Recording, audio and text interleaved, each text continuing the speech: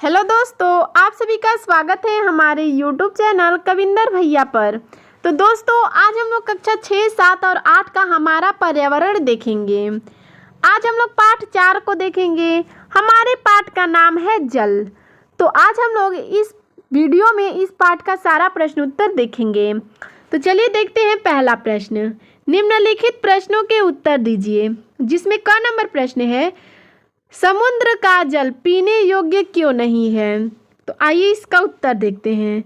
समुद्र में घुले विभिन्न लवणों के कारण समुद्र के जल का स्वाद खारी या नमकीन होता है, इसलिए यह पानी पीने योग्य नहीं होता है।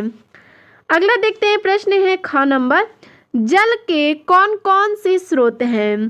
तो इसका उत्तर देखते हैं। पृथ्वी पर जल के 3 स्रोत हैं। पहला धरातलीय स्रोत, दूसरा भूमिगत स्रोत और तीसरा है हिमनद।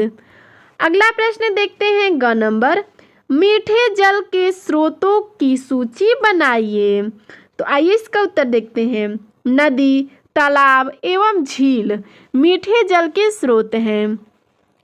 अगला प्रश्न है घ नंबर, जल हमारे लिए क्यों उपयोगी है। तो इसका उत्तर है, जल न केवल हमारी प्यास बुझाता है, बल्कि हमारे जीवन की विभिन्न गतिविधियों के लिए भी आवश्यक है, जैसे कृषि उद्योग, घरेलू कार्यों, पर्यावरण, मनोरंजन आदि में जल अत्यंत आवश्यक है। अगला देखते हैं प्रश्न नंबर, जल के धरातलीय स्रोत से आप क्या समझते हैं। तो आइए इसका उत्तर देखते हैं।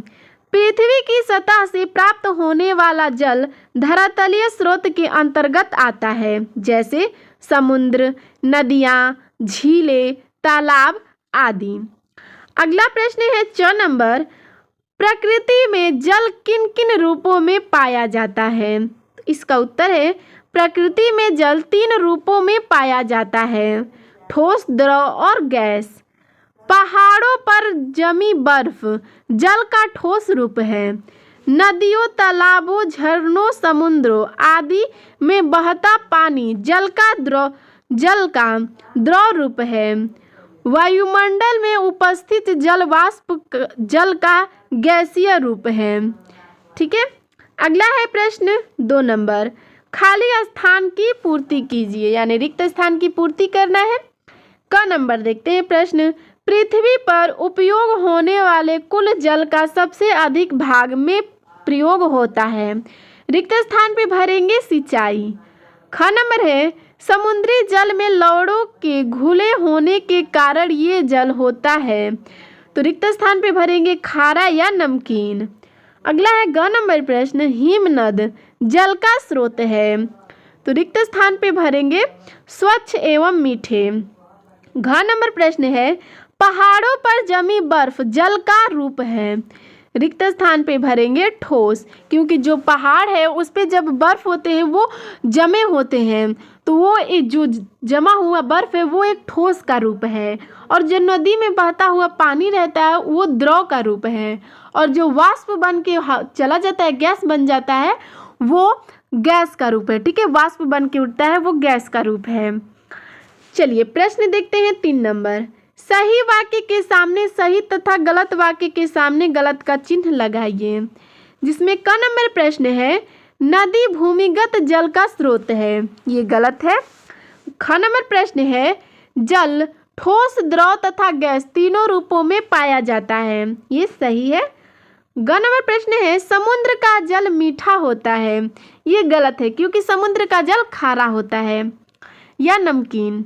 अगला है घ नंबर प्रश्न, प्रत्येक जीवधारी के लिए जल अत्यंत महत्वपूर्ण है, ये बिल्कुल सही है, क्योंकि जल ही जीवन है। अगला है सही मिलान कीजिए, जिसमें क है और ख है, तो क को ख से सही सुमेल करना है, मिलाना है। तो क में दिया गया है नदियों नालों का जल, इसको मिला देंगे समुद्र में मिलता है। ठीक है। अगला है समुद्र का जल, इसको मिला देंगे खारा होता है। प्राकृतिक रूप से उपयोगी जल, इसको मिला देंगे सीमित मात्रा में। गंगा तथा यमुना नदियों का संगम, इसको मिला देंगे प्रयाग में होता है। अगला है नदियाँ मानव जीवन के लिए, इसको मिला देंगे महत्वपूर्ण है। ठीक है, तो दोस्तों इसमें इतना ही प्रश्न उत्तर था। ठीक है, अगर आप और वीडियो देखना चाहते हैं तो आप डिस्क्रिप्शन में जाकर प्लेलिस्ट में सारे वीडियो देख सकते हैं। और दोस्तों आपको हमारा यह वीडियो कैसा लगा हमें कमेंट में ज़रूर बताइएगा। धन्यवाद।